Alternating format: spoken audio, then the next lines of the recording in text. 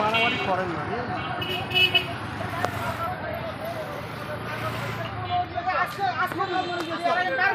মাল আমার legal card নিতে পারে না বারবার তুই টাকা লাগবে তুই কত টাকা দিছ আজকে টাইম বেশি কত মাল তুই টাকা দিছ একটা হিসাব করছিস মাল মাল তোমার বাপ 4000 টাকা দিবেন তারপরে আমি মিলে করে নিলাম এ ভাই ওতে এখন ফিরে গেল তো আমাকে কম দাও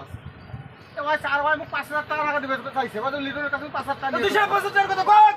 আরে ভাই বলে 4000 দিবে যাও যাই দিবে তো 1000 টাকা এখন তো আসছে না দেবো ভাই কেনা বেচা হিসাব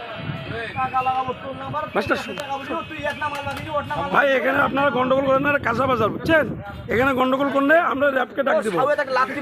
ঠিক আছে, হ্যাঁ এটা না, এটা ব্যবসা প্রতিষ্ঠান, এখানে কোনো গন্ডগোল করা যাবে না। যার যে বইয়ের সমস্যা না, কার সমস্যা কি, তার বাসায় যাকে করো, এখানে কোনো গন্ডগোল করা যাবে না। জি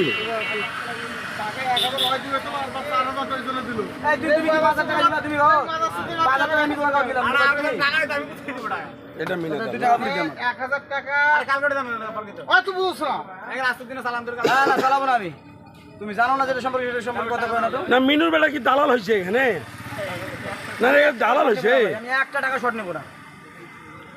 লাস্ট ওই মিনুরটা কবি গাও তুই জড়ো নিব না টাকা ঠিক নিয়ে পারিস আর 1000 টাকা নিয়ে তুই জানিস না ওই হিসাব নাই আমার কাছে এখানে মাংসের হিসাব চলবে কেন নিজের হিসাব করো আগে পকেটের টাকা ঠিক থুইয়া লিটারের টাকা যা শর্ট হয়ে যায় বলে বালের কি টাকা নিশুনের টাইম আছে নাকি মজা নিছেন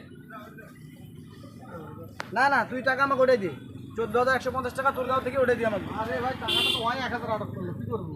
না তুমি শ্বশুরবাড়ি এলাকাতে এসে ব্যবসা প্রতিষ্ঠান করে খাচ্ছো পার্বত্য থানাতে এসে তুমি এখানে দালালি শুধু কেন টাকা শর্ট দিবে কেন কালকে তুই আক দে না তুমি এখানে শ্বশুরবাড়ি এলাকাতে এসে তুমি এখানে সিটারি বাটপারি গিরি কেন করবা হ্যাঁ আমি কিছু বলতে চাই চাচা বলো বাবা কথা হচ্ছে মিনু হয়ে ছেলে আমার ভাসতে হয় আচ্ছা জি জি বিয়া দিয়ে 8 লাখ টাকা আমরা ডিমান্ড নিব জি জি লিটন ভাই যাদের যাদের টাকার সমস্যা সবার মাধ্যমে আমরা টাকাটা দিব দিয়ে লিটনে গোয়ায় পোতায় শর্ট দিয়ে বিদায় দিব